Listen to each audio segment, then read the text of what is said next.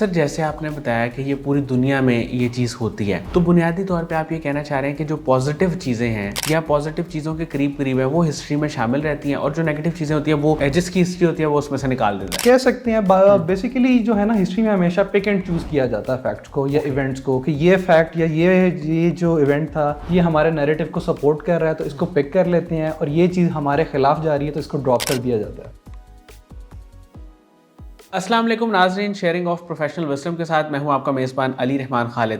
ناظرین، آپ جانتے ہیں کہ ہم ہمیشہ ویلیویبل لوگوں کو آپ کے سامنے لے کے آتے ہیں. آج جو مہمان ہمارے ساتھ موجود ہیں یہ پاکستان کی ہسٹری اور اوور آل جو ہے نا ہسٹری اس میں بہت زیادہ انٹرسٹ رکھتے ہیں، کئی برسوں سے اس کو پڑھ رہے ہیں، اس پر ڈسکشن کرتے ہیں. تو آج ہم ان سے کچھ ہسٹوریکل فیکٹس کے بارے میں پوچھیں گے ہسٹری کے حوالے سے، خاص طور پہ کہ ہسٹری کو کس طرح سے رکھا جاتا ہے، کیا کیا اس میں چیزیں ہیں، اس میں بائسڈنس کتنی ہے، اور پھر انوویشن جو ہے اس کے ساتھ ہسٹری کتنی ری شیپ ہوتی ہے. یہ ساری باتیں آج کے انٹرویو کا حصہ رہیں گی. السلام علیکم سرمد افضل صاحب، کیسے ہیں آپ؟ وعلیکم السلام علی بھائی، میں بالکل ٹھیک ٹھاک. سر پہلے تو بہت شکریہ آپ نے ہمارے لیے وقت نکالا.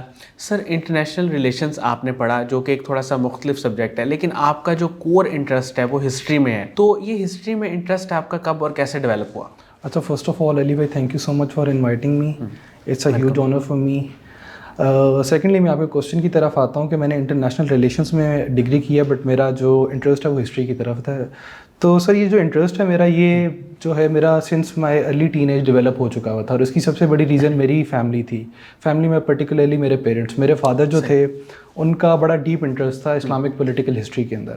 اور سیکنڈلی میری مدر بھی ایک اسکول ٹیچر تھیں، وہ پرنسپل بھی رہی ہیں تقریباً آلموسٹ فار 40 ایئرس وہ اس فیلڈ کے ساتھ کنیکٹڈ رہی ہیں.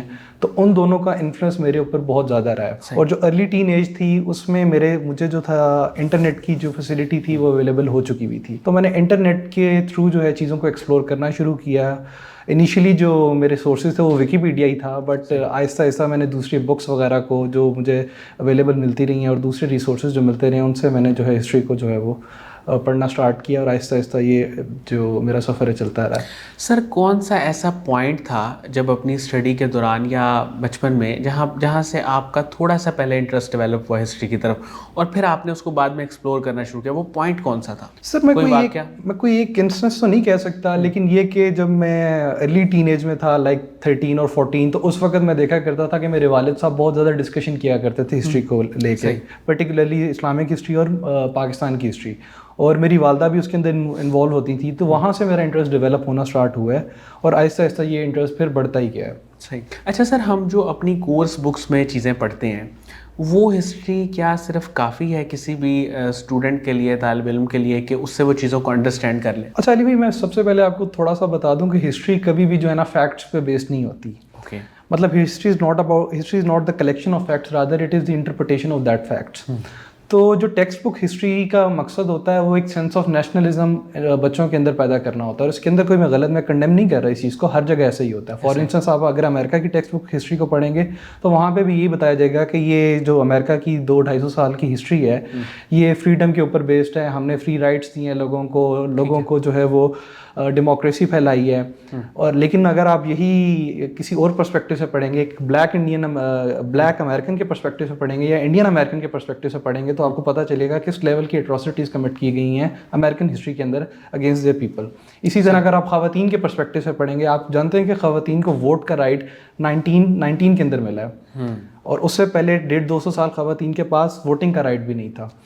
تو ہسٹری ہمیشہ پرسپیکٹو ہے. تو اس لیے جو ٹیکسٹ بک ہسٹری ہے وہ ایک سینس آف نیشنلزم پیدا کرنے کے لیے تو کافی ہے، لیکن ہسٹری کی اچھی انڈرسٹینڈنگ کے لیے میرا خیال میں کبھی بھی وہ کافی نہیں ہوگی.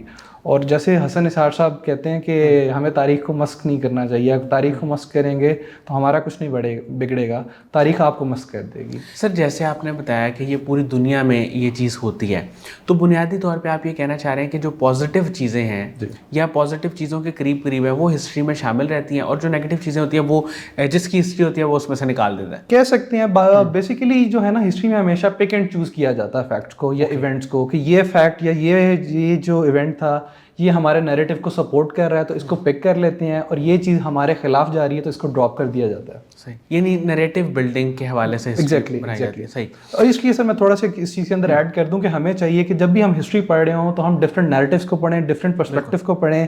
فار انسٹنس اگر ہم پاکستان کی ہسٹری پڑھنا چاہ رہے ہیں جو کالونائز پیریڈ میں تھی, تو اس میں ہمیں برٹش پرسپیکٹیو بھی پڑھنا چاہیے اور ساتھ ہی ساتھ انڈیجنس پرسپیکٹیو بھی پڑھنا چاہیے تاکہ ہم ایک بہتر انڈرسٹینڈنگ کی طرف جا سکیں. صحیح. اچھا سر, جتنی بھی ہسٹری ہوتی ہے, ظاہر ہے اس پہ آپ نے تھوڑی سی تو بات کر لی, یہ بائسڈ ہوتی ہے, تو یہ اس کے بائسڈ ہونے کی وجہ کیا ہے؟ تو بائس ہونے کی وہی وجہ ہے کہ ہسٹری جو ہے, چرچل کا ایک بڑا فیمس کوٹ ہے کہ history is always written by the victors. تو ہسٹری جو ہے, جو بھی انسان لکھ رہا ہے وہ کس پولیٹیکل, کس سوشل, کس کلچرل انفلوئنس میں لکھ رہا ہے, وہ بہت زیادہ امپورٹنٹ ہوتا ہے. میں ایک ایگزامپل اکثر اپنے پوڈ کاسٹ میں دیتا ہوں کہ ایک بندہ, ایک کنکرر, ایک ہسٹورین جو کسی کنکرر کے ساتھ آیا ہے, اس نے ساری چیزیں کنکر ہوتے ہوئے دیکھی ہیں, اس کے پرسپیکٹیو سے ہسٹری کچھ اور ہوگی. لیکن وہیں پہ وہ ایک آدمی جو کنکر ہو چکا ہوا ہے, جس کی پراپرٹی جل چکی ہوئی ہے, جس کے پروبیبلی بچے مر چکے ہوئے ہیں, تو اس کے نزدیک اسی ایونٹ کی ہسٹری ڈفرینٹ ہوگی. تو ہسٹری کو میں ہمیشہ اس لیے کہتا ہوں یہ ایک پرسپیکٹیو ہے, ریلیٹیو ہے, ایگزیکٹلی, ہر بندے کی اپنی تھنکنگ ہے. ٹھیک ہو گیا, اس میں تو ظاہر ہے کچھ غلط ایگزیکٹلی. اس میں اگر آپ, میں ایک اور ایگزامپل دیتا ہوں, اگر آپ برٹش کے پرسپیکٹیو سے ہسٹری کو اسٹڈی کریں گے, وہ کہیں گے ہم نے پورے انڈیا کے اندر, پاکستان کے اندر ڈیموکریسی پھیلائی ہے, ہم نے روڈز بنائے ہیں, ہم نے بریجز بنائے ہیں, یہ سارا کچھ کیا, جو کہ ایک ریئلٹی ہے, اس کو ہم ڈینائی نہیں کر سکتے. But on the other hand اگر آپ کسی انڈیجنس پرسپیکٹیو کو پڑھیں گے, فار انسٹنس میں ڈاکٹر ششی تھرور ہیں, انڈیا کے ایک بہت بڑے پولیٹیشین بھی ہیں اور رائٹر بھی ہیں. انہوں نے ایک بک لکھی ہے دا ایرا آف ڈارکنیس. اس کے اندر انہوں نے کچھ فیکٹس بتائے ہیں. انہوں نے ایک فیکٹ بتایا کہ 1700 میں جو گلوبل جی ڈی پی کی کنٹریبیوشن ہے, اس کے اندر انڈیا کا آلموسٹ 26 to 27% جو ہے وہ کنٹریبیوشن ہوتی تھی, اور جب برٹش چھوڑ کے گئے ہیں it was less than 3%. So basically the industrialisation of Britain was fuelled by the deindustrialisation of India. صحیح, یہ بھی ایک پرسپیکٹیو ہے. صحیح. اچھا سر, پاکستان اور انڈیا جو ہے وہ تقریباً سیم ڈے پہ الگ الگ اسٹیٹس جو ہیں وہ متعین کی گئیں کہ یہ پاکستان ہے, یہ انڈیا ہے. لیکن انڈیا کی اگر ہم دیکھیں تو آئی ٹی سیکٹر میں خاص طور پہ, اور بھی بہت ساری چیزوں میں وہ ہم سے تھوڑا سا آگے ہے. تو ہم کیا ایسا کر سکتے ہیں یا کیا ایسا نہیں کر رہے کہ ہم اس سے ٹیکنالوجی میں, آئی ٹی میں, ایجوکیشن میں پیچھے ہیں؟ اچھا سر, اگر تو ہم آپ ڈفرینس پوچھ رہے ہیں کہ what went wrong for Pakistan, تو اس کے اندر دو چیزیں, ایک اکنامک ریزن ہے اور ایک پولیٹیکل ریزن ہے. پولیٹیکل ریزن تو سمپل سی ہے کہ ہم پاکستان انیشیلی بڑا کنفیوز سا رہا ہے. اٹ واز ویری انفارچونیٹ کہ ہمارے قائد جو تھے وہ ہمارے ساتھ اتنی زیادہ دیر نہیں رہ سکے کہ وہ ایک سسٹم اسٹیبلش کر جاتے. ابھی بھی آپ جانتے ہیں یوتھ کے اندر بھی ڈبیٹ چل رہی ہوتی ہے قائد کو لے کے. کوئی کہتا ہے کہ قائد سیکولر تھا, کوئی کہتا ہے کہ قائد جو ہے وہ بہت بڑے جو ہے ریلیجس فالوور تھے. تو کنسنسس نہیں ہے قائد پہ, جسٹ بیکاز کہ ان کی پالیسیز ہم دیکھ نہیں سکے ایز اے لیڈر.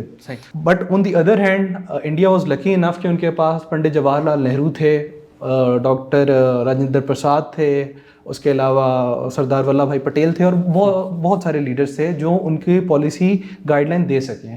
اور انیشیلی جو تھا, ایک تو ہم اپنا کانسٹیٹیوشن نہیں بلڈ کر پائے اسی کنفیوژن کی وجہ سے. ہم اپنا کانسٹیٹیوشن بناتے 9 سال لگ گئے ہیں, اور وہ بھی کانسٹیٹیوشن 2 سال کے اندر ایبروگیٹ ہو گیا. اس کے بعد ایک نیا کانسٹیٹیوشن آیا, اس کو پھر ایبروگیٹ کیا گیا, پھر پاکستان کے 2 ٹکڑے ہو گئے, اور 73 میں ہم الٹیمیٹلی ایک نئے کانسٹیٹیوشن پہ آئے ہیں. جبکہ انڈیا میں 1950 کے اندر یہ ایک کانسٹیٹیوشن بنا لیا, اور it is the most comprehensive constitution in the world.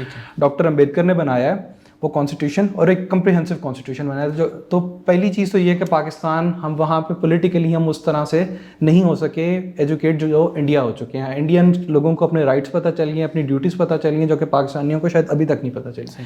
دوسری میں ایک چیز بات کروں گا, اکنامکلی کیا ڈفرینٹ رہا ہے پاکستان کا. آپ کو پتہ ہے کہ پنڈت جواہر لال نہرو یا کانگریس جو ہے وہ تھوڑی سی سوشلسٹ لیننگ کی طرف تھی رادر دین کیپٹلسٹ. تو there was a scepticism about M N Cs جو ملٹی نیشنل کارپوریشنس ہیں. تو انہوں نے انیشیلی کسی بھی ایم این سی کو انڈیا کے اندر آنے نہیں دیا. انہوں نے سیلف سفیشینسی کی طرف لے کے گئے انڈیا کو کہ اپنے کارخانے لگاؤ, اپنی فیکٹریاں لگاؤ, اور لوگوں کو کام کرنے کے اوپر لگاؤ.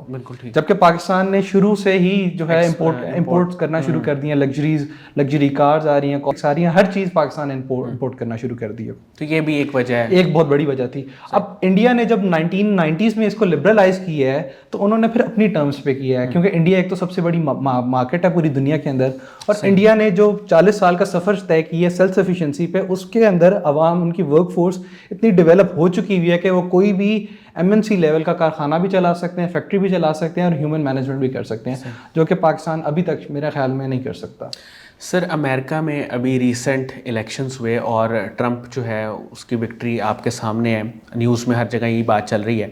مجھے یہ بتائیں کہ امریکن الیکشن سے اور یہ جو ایک پوٹینشیل شفٹ ہے اس سے پاکستان میں کیا فائدہ ہوگا، کیا چیزیں بہتر ہونے کے امکانات ہیں، یا آپ اس کو کس تناظر میں دیکھتے ہیں؟ اچھا علی بھائی، پاکستان اور امریکہ کے جو ریلیشنز ہیں نا وہ ہمیشہ اسٹریٹجک گینز کی بیسس پہ رہے ہیں. ہم نے کبھی بھی لانگ ٹرم اسٹریٹجک ریلیشنز امریکہ کے ساتھ نہیں بنائی، یا آپ یہ کہہ لیں کہ امریکہ نے پاکستان کے لیے نہیں بنائے. ٹھیک ہے. امریکہ نے ہمیشہ شارٹ ٹرم اسٹریٹجک گینز کے لیے یوز کیا. اگر ہم ہسٹری سے دیکھیں 47 میں پاکستان آزاد ہوا ہے تو اس ٹائم ہیری ٹرومن تھے. انہوں نے ایک کنٹینمنٹ پالیسی دی تھی، کنٹینمنٹ آف کمیونزم. تو وہاں پہ انہوں نے انڈیا کو پریفر کیا ہے ابھی تک، جسٹ بیکاز کہ انڈیا کی لائن ابھی تک ظاہر نہیں ہو سکی کہ وہ کس بلاک میں جانا چاہتے ہیں، تو انہوں نے انڈیا کو فیور کیا ہے. صحیح. تو بائی 1952 وہ پریزیڈنٹ ختم ہو گئے ہیں، ہیری ٹرومن اور آئزن ہاور آ گئے ہیں. اس ٹائم تک یہ چیز اسٹیبلش ہو چکی ہے کہ India is leaning toward the Soviet union.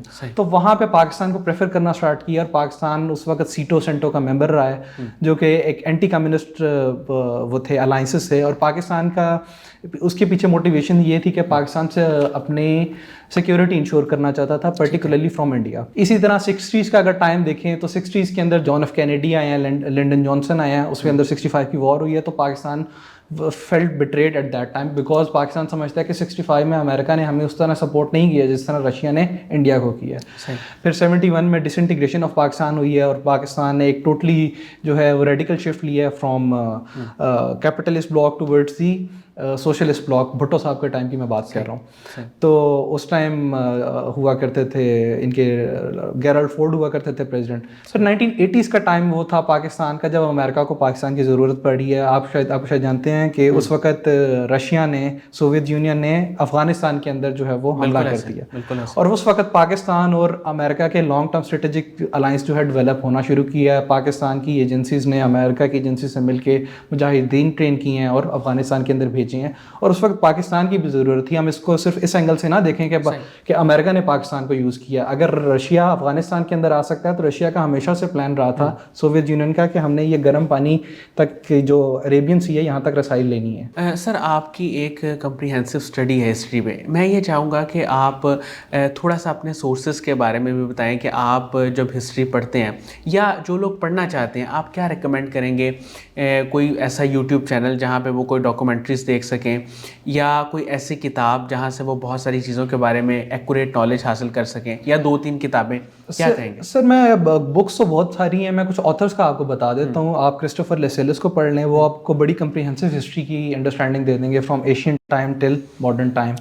اسی طرح اگر آپ امریکن ہسٹری کو پڑھنا چاہتے ہیں تو ہاورڈ زن ایک بہت بڑے رائٹر ہیں. اس کے علاوہ اگر آپ کسی یوٹیوب چینل کی بات کرنا چاہ رہے ہیں تو یوٹیوب چینل پہ تو کافی زیادہ ایک کنگز اینڈ جنرلز کے نام سے ہے، وہ ایک وار کو جو ہے پراپرلی جو ہے وہ سارا بتاتے ہیں گرافکس کے ساتھ. اسی طرح کریش کورس ایک ہے یوٹیوب چینل ہے، اس کے اندر ایک history, European history, American history کو الگ سے جو ہے وہ ایک انہوں نے سیریز بنائی ہوئی ہے. تو ملٹیپل سورسز ہیں، انسان کو پڑھنے کا شوق ہونا چاہیے، سورسز تو اویلیبل ہو جاتے ہیں. سر انوویشن جو ہے وہ ہسٹری کو کس طرح سے ری شیپ کرتی ہے، یا اس میں اس کا کیا کردار ہوتا ہے؟ سر میرے خیال میں تو ہسٹری ری شیپ ہوتی انوویشن سے ہے، اسٹارٹنگ فرام ایگریکلچر ریولیوشن. جب ایگریکلچر ریولیوشن آیا تقریباً آلموسٹ 3500 BC میں کے اراؤنڈ، اس وقت کی جو ایشین سویلائزیشن ہے انہوں نے دریاؤں کے قریب جو ہے وہ پراسپر کرنا شروع کیا. فار ایگزامپل میسوپوٹیمین سویلائزیشن عراق کے اندر، یا پھر ہماری انڈس ویلی سویلائزیشن یا ایجپشن سویلائزیشن جو دریائے نیل کے گرد ہوئی ہے. اسی طرح اگر آپ ماڈرن ٹائمس کی بات کریں گے تو تقریباً اراؤنڈ 15 سینچری میں پرنٹنگ پریس کا ایجاد ہوئی ہے جوہانس گوٹنبرگ نے. اب اس وقت آپ جانتے ہیں کہ اس وقت کی سپر پاور اوٹومن امپائر ہوا کرتی تھی، لیکن اس ٹائم انفارچونیٹلی ایک شیخ الاسلام تھے، انہوں نے فتویٰ دیا تھا کہ اس کے خلاف کہ یہ کافر کی ایجاد ہے اور یہ شیطان کا کنبہ ہے، کچھ اس طرح کا انہوں نے کیا تھا، جس کی وجہ سے پوری اوٹومن امپائر میں پرنٹنگ پریس کو بین کر دیا گیا تھا. جبکہ یہ وہ ٹائم تھا کہ یورپ جو ہے وہ رینیسانس کی طرف جا رہا تھا. یورپ نے اس وقت پرنٹنگ پریس سے فائدہ اٹھاتے ہوئے لوگوں کو ایجوکیٹ کیا ہے، لوگوں کے اندر جو توہم پرستی تھی ریفارمیشن کی ہے اس کے اندر. اور آہستہ آہستہ جو ہے لوگوں کو ڈیموکریسی اور یہ سارے جو سول رائٹس ہیں ان کے بارے میں ایجوکیٹ کرنا شروع کیا. پھر گن پاؤڈر کی انوینشن ہوئی ہے سوری. اس وقت ہم لوگ, یا آپ اوٹومن امپائر کی بات کر لیں یا ایشین امپائر, ہم لوگ تلواروں کے اوپر تھے, جبکہ یورپین نیشنز جو ہیں وہ گن پاؤڈر کی طرف چلے گئے ہیں. اس کے بعد انڈسٹریل ریولوشن آیا ہے. انڈسٹریل ریولوشن میں ہم جو ہے وہ ابھی گھر میں کارخانے لگائے ہوئے تھے, انہوں نے میس لیول پہ جو ہے پروڈکشن کرنا شروع کر دیا, اور وہ میس لیول پہ پروڈکشن کرنے کے یہ ایڈوانٹیجز ہوئے ہیں کہ آج کا جو گلوبل ورلڈ آرڈر ہے اس کے اندر ویسٹ ہے, لیڈر ہے, پرٹیکولرلی امریکہ. سر آپ نے ابھی تھوڑی دیر پہلے امریکن پالیٹکس کی بات کی اور جو بھی ریسنٹ ان کے الیکشنز ہوئے, آپ نے یہ کہا کہ ہم ہمیشہ سے ان کے ساتھ اسٹریٹجک گینز پہ چل رہے ہیں. ایگزیکٹلی. اور 1980 کے بعد جو ہے وہ ہم نے ایک ان کے ساتھ الائنس اسٹیبلش کیا اور پھر وہ چیزیں بہت بہتر ہوئیں. اب کرنٹ سچویشن میں یہ دوبارہ آپ سے جاننا چاہوں, تھوڑا سا مس ہو گیا تھا کہ اب کرنٹ سچویشن میں آپ کو کیا لگتا ہے ابھی الیکشن جو جیتے ہیں اس کے نتیجے میں پاکستان اور امریکہ کے جو باہمی تعلقات ہیں وہ کس طرح کے ہوں گے؟ اچھا سر, اس میں نا آپ جانتے ہیں امریکہ میں 2 پارٹیز ہیں, ایک ڈیموکریٹ پارٹی, ایک ریپبلکن پارٹی ہے. آئرونیکلی جو ریپبلکن پارٹی ہے وہ تھوڑی کنزرویٹو ہیں, وہ وائٹ سپریمسٹ بھی آپ کو اس کے اندر مل جائیں گے, جو مسلمانوں سے نفرت کرنے والے, جو اسلاموفوبیا کا ایلیمنٹ ہے وہ بھی ان کا دونوں چیزیں مل جائے گا. بٹ آئرونیکلی جب بھی ریپبلکن پریزیڈنٹ آیا ہے نا تو پاکستان اور امریکہ کے ریلیشنز ہمیشہ اچھے ہوئے ہیں. آپ دیکھ لیں 1980s کے اندر رونلڈ ریگن آئے ہیں تو پاکستان انڈیا کے بیسٹ ریلیشنز تھے. پھر جارج بش آئے ہیں, Pakistan was the front line warrior for America. Donald Trump کے پچھلے ایک ٹینیور کو نکال دیا جائے تو میرا نہیں خیال کبھی بھی ایسا ٹائم آیا ہے کہ ریپبلکن پریزیڈنٹ جو ہے وہ وائٹ ہاؤس میں بیٹھا اور پاکستان کے ساتھ اچھے تعلقات نہ ہوں. جبکہ ڈیموکریٹک پریزیڈنٹ جب بھی آیا اس نے ہمیشہ انڈیا کو فیور کیا ہے ان کمپیریزن ود پاکستان. سو یہ ایکسپیکٹ کیا جا رہا ہے کہ بائیڈن اچھے ہوں گے کہ, اور میرے خیال میں جو بائیڈن ایڈمنسٹریشن تھی وہ بہت زیادہ انیفیشینٹ تھی, not particularly with relation to Pakistan. ہر جگہ ہی اس کی کافی انیفیشنسی لگتی ہے, اور میرے خیال میں کہ ریپبلکن جو ٹرمپ ہیں وہ کسی کنکلوژن کی طرف لے کے جائیں گے. جتنے بھی گلوبل ایشوز ہیں, پرٹیکولرلی غازہ وار اور یوکرین وار, اور پاکستان کے ساتھ بھی تعلقات میرے خیال میں کافی حد تک بہتر دیکھے جا سکتے ہیں. سر آپ کی لائف میں تھرو آؤٹ جو بھی آپ کا سفر رہا, اس میں آپ کی انسپریشن کون ہے؟ سر میری انسپریشن ہمیشہ سے میری مدر رہی ہیں. میری مدر, میں نے جو آپ کو انٹرویو میں پہلے بھی بتایا, وہ ایک ٹیچر رہی ہیں. تو میری گرومنگ میں, میری پرسنالٹی کے اندر جتنا کنٹریبیوشن ہے اس کا 99% جو 99% میں کریڈٹ جو ہے اپنی مدر کو ہی دیتا ہوں. تو ہمیشہ میرے لیے وہی موٹیویشن رہی ہیں. پھر سیکنڈلی وہ ٹیچر رہی ہیں, پڑھائی سے لکھائی سے ان کو بہت شوق رہا ہے. میں ابھی بھی ان سے پڑھتا ہوں, اسپیشلی اردو کی کلاسز ان سے لیتا ہوں. تو ہمیشہ سے میری موٹیویشن میرے لیے میری مدر ہی رہی ہیں. سر آخر میں یوتھ کو آپ کیا ایڈوائس دیں گے؟ کیونکہ ہماری یوتھ کا جو سب سے بڑا مسئلہ یہ ہے کہ وہ ریسرچ نہیں کرتے, پڑھتے نہیں ہیں, چیزوں کو مطالعہ نہیں کرتے. آپ نے جیسے بہت ساری چیزوں کو پڑھا ہے تو آپ کے بہت سارے کانسیپٹس کلیئر بھی ہوئے ہوں گے, کچھ سیکھا بھی ہوگا آپ نے, کچھ غلط بھی پڑھا ہوگا, لیکن ایٹ دی اینڈ آپ کسی نہ کسی کنکلوژن پہ پہنچ جاتے ہیں. تو یوتھ کو ایڈوائس کیا کریں؟ سر میری یوتھ کو ایڈوائس یہی ہے کہ آپ چیزوں کو خود ریسرچ کرنا شروع کریں, خود پڑھنا شروع کریں, rather than relying on the social media. کیونکہ سوشل میڈیا میں آپ کو پتہ ہے کہ 50% سے زیادہ انفارمیشن فیک ہوتی ہے. وہ فیک نہیں بھی ہوتی تو ہاف ٹروتھ ہوتی ہے, اور ایٹ ٹائم ہاف ٹروتھ جھوٹ سے زیادہ خطرناک ہوتا ہے. تو rather than relying on social media, یا آپ کسی ایک پرٹیکولر پارٹی کو سپورٹ کرتے ہیں, اس کے سوشل میڈیا ہینڈل سے ساری انفارمیشن لیں. آپ خود انفارمیشن کیوں نہیں لیتے رہے؟ انٹرنیٹ ہر کسی کے پاس اویلیبل ہے. آپ ٹک ٹاک یوز کر رہے ہیں, فیس بک یوز کر رہے ہیں, انسٹا ریلز دیکھنے ہیں, تو وہی ٹائم آپ کچھ تھوڑی دیر, آدھا گھنٹہ ڈیلی کا, گھنٹہ ڈیلی کا, آپ کسی پروڈکٹیو وے میں بھی یوز کر سکتے ہیں. آپ تاریخ کا مطالعہ کر لیں, آپ اپنے کرنٹ افیئرس کا مطالعہ کریں, تاکہ آپ اپنے آپ کو گروم کر سکیں اور آپ سمجھ سکیں یہ دنیا میں جو چیزیں ہو رہی ہیں اس کا بیک گراؤنڈ کیا ہے اور یہ کیوں ہو رہی ہیں. تو میرے خیال میں اگر خود مطالعہ کیا جائے rather than relying on some social media handle, تو ہماری یوتھ ایک بہتر ڈائریکشن کی طرف جا سکتی ہے. بہت بہت شکریہ سرمد افضل صاحب, آپ نے ہمارے لیے وقت نکالا. ناظرین, مجھے امید ہے کہ ان کی گفتگو سے آپ کو ایک بہت کمپریہنسو ہسٹری کا ویو پوائنٹ ملا ہوگا کہ یہ چیزوں کو کیسے دیکھتے ہیں, اور پھر بہت ساری جو ہے نا اپنے ایکسپیرینس کی بیس پہ بھی انہوں نے باتیں کی, ان سے بھی آپ کو بہت فائدہ ملا ہوگا. اس کے ساتھ ہی اجازت دیجیے, اپنا بہت ہی خیال رکھیے گا. انشاءاللہ دوبارہ حاضر ہوں گے ایک نئے انٹرویو کے ساتھ. تب تک کے لیے اللہ حافظ.